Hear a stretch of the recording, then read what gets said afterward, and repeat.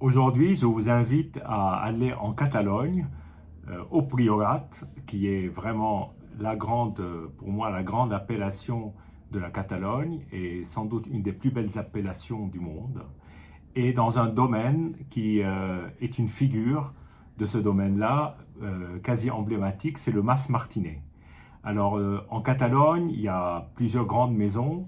Je pense d'ailleurs me référer aussi à la vidéo qu'a posté Rassan il y a quelques mois sur le même vin qu'on va déguster aujourd'hui, mais dans un millésime différent, 5 ans plus vieux. Là, on rajeunit la cuvée et on va être donc sur un Clos Martinez 2016. Alors pour moi, Mas Martinez, c'est un des très grands domaines. Et d'ailleurs, en discutant avec un caviste, nous avons échangé sur le Clos Martinez. Et d'une certaine façon, c'est une grange des pères de Catalogne. En grange des pères parce que d'abord, on retrouve certains des cépages qui sont utilisés en usage à la grange des pères, donc des frères Vaillé, Laurent qui nous a quittés il y a un peu de temps, et donc c'est son frère qui a repris. Et on retrouve aussi cette capacité à faire ce qu'on appelle pour moi des vins de lieu.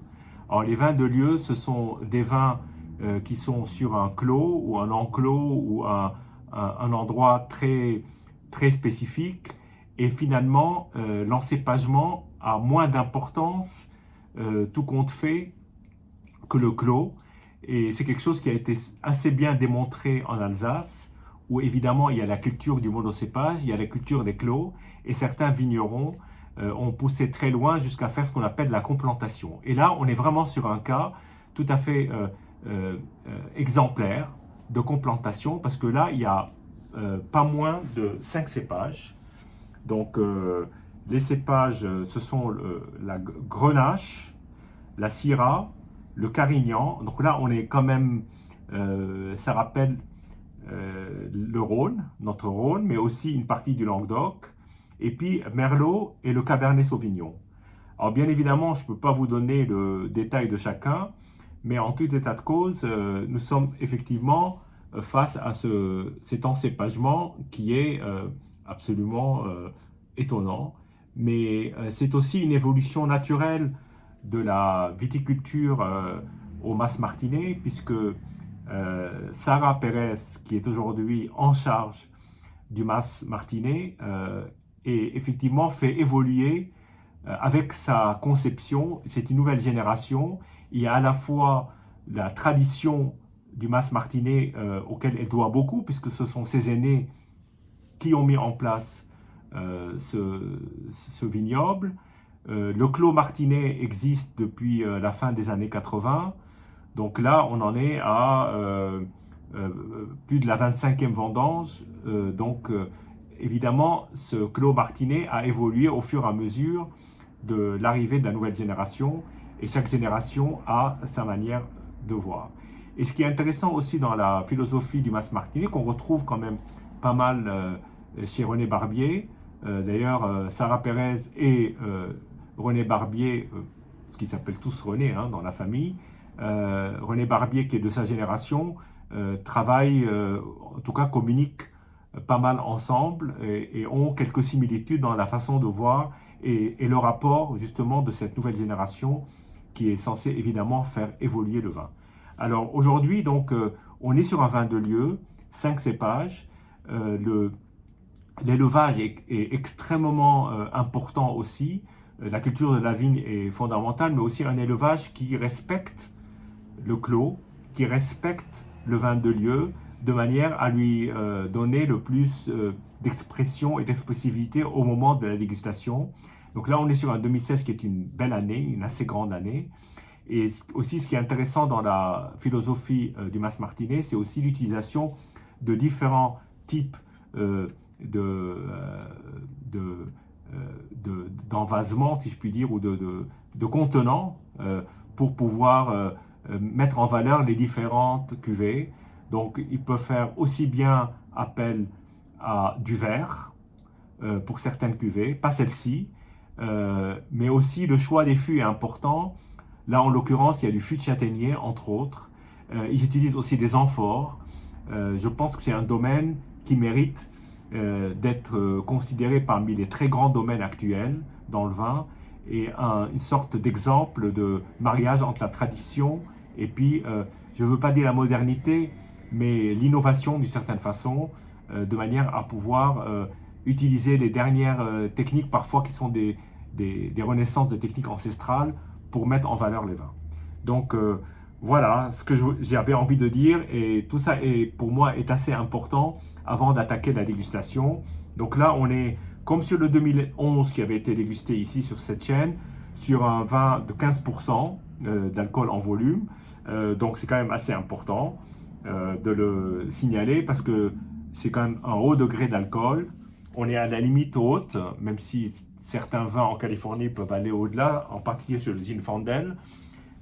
Mais on va voir comment ce haut degré d'alcool interagit avec le vin, parce que le vin est par définition une fermentation de jus de raisin avec un taux de sucre qui se transforme en alcool, et tant que le vin est sec, plus il y a de sucre, plus il y a d'alcool, c'est mathématique. Voilà. Bien, alors déjà commençons par la couleur, qui est une couleur qui est assez étonnante, c'est-à-dire que pour la définir, ça va être un peu compliqué par rapport aux couleurs traditionnelles, mais je dirais que ça ressemble plus à un vin du Rhône du Sud ou un vin du Languedoc. Là, effectivement, on se rapproche plus de la zone sud de la France, plutôt que le nord septentrional.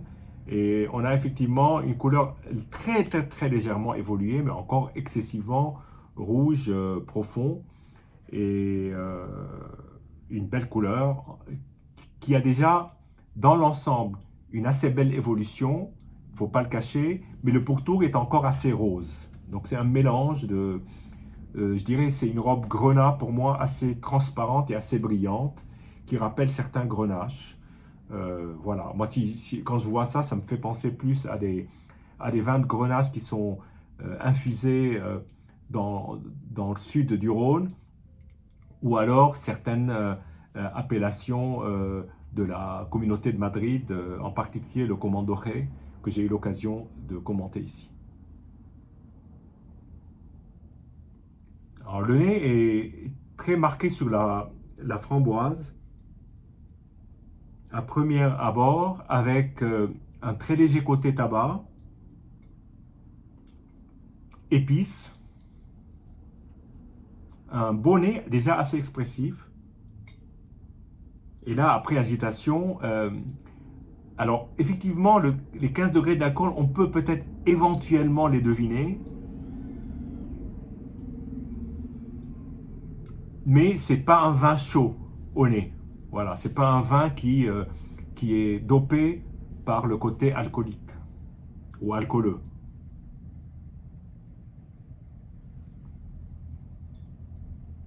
C'est un très beau parfum qui fait penser à de la menthe ou de l'eucalyptus,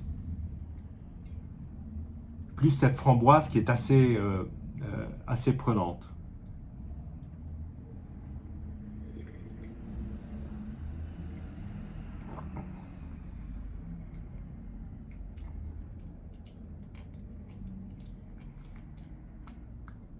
Effectivement, ce vin rappelle quand même pas mal une grange des pères. Je pense qu'à l'aveugle, vous en mettriez deux, essayez de deviner lequel est. Il y en a aucun qui cherche à copier l'autre, mais il y a une certaine philosophie commune de recherche de terroir, d'authenticité, et d'utiliser cette complantation qui finalement, avec le talent et l'art de l'assemblage, permet de réaliser un vin qui est unique. C'est vraiment un vin qui a une belle et forte expression.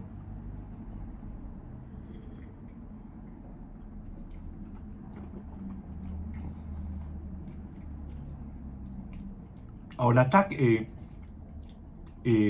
assez aérienne. C'est un vin qui invite à à la dégustation, presque à la méditation. Il y a ce toucher en bouche qui est extrêmement fin, qui est très poudré, avec un léger côté salin, et puis un développement de matière qui est très présent, très très présent, euh, avec une énorme légèreté. Ça faisait presque penser au pignon que j'avais dégusté, avec ce côté framboise assez fort, mais sur un côté plus épice et plus poudreux d'une certaine façon. Il y a quand même cette composante de fruits qui est assez présente, mais il y a tout ce développement qui en fait vraiment un vin très franchement exceptionnel. N'ayons pas peur des mots, c'est un très très très beau vin, et je pense que là il est au summum. Il peut encore évoluer quelques années, sans aucun doute, et il donnera peut-être autre chose, en tout cas quelque chose de différent ou de plus nuancé sur 4-5 ans de plus, mais il est déjà à son apogée.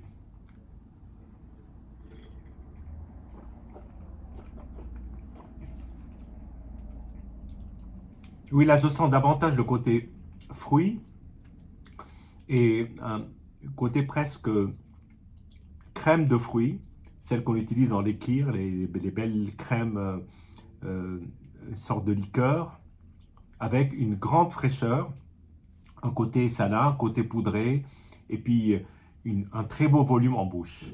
C'est un très beau vin, vous l'aurez compris, qui m'a conquis. C'est une superbe dégustation et une très agréable surprise. En tout cas, le fruit d'une tradition et d'un côté un peu plus innovant et qui donne ce très beau vin de lieu. Santé et à bientôt.